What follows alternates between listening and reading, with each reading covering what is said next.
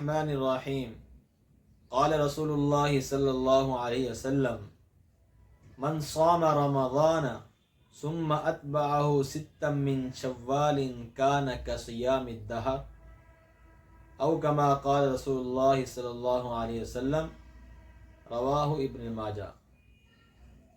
جناب رسول اللہ صلی اللہ علیہ وسلم کا ارشاد مبارک ہے کہ جو شخص رمضان مبارک کے روزے رکھے اور اس کے بعد شوال کے 6 روزے رکھے، گویا کہ اس نے پورا سال جو ہے وہ روزے رکھے۔ مختصر سی عبادت ہے، مختصر سا عمل ہے۔ 6 دن رمضان کے روزے تو رکھ لیے ہیں، تو 6 دن ہمت کر کے شوال کے روزے بھی رکھ لیں۔ قرآن مجید کے اندر آتا ہے من جاء بالحسنۃ فلہ 10 امثالھا، جو ایک نیکی لے کر آئے گا ہم اس کو 10 نیکیوں کے برابر ثواب عطا فرمائیں گے۔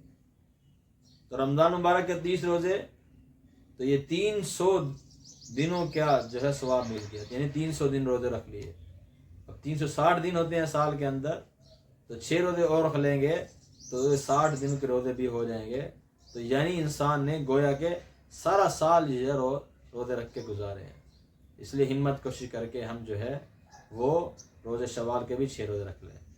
اور پھر شوال کے روزے جو ہیں بس یکم شوال جس دن عید ہوتی ہے اس دن روزے نہیں رکھنے، اس کے علاوہ جس طریقے سے آپ کو آسانی لگے اکٹھے رکھیں، الگ الگ رکھیں، ایک ایک کر کے رکھیں، 2 2 کر کے رکھیں۔ بس شوال کے مہینہ ختم ہونے سے پہلے 6 روزے رکھ لینے ہیں۔ اس کے اندر کوئی قید نہیں ہے کہ اکٹھے رکھے جائیں یا رمضان کے بعد عید کے بعد فوراً شروع کر دیے جائیں، یا پھر روزے جو ہے جمعے کے رکھے جائیں، ایسی بات نہیں ہے۔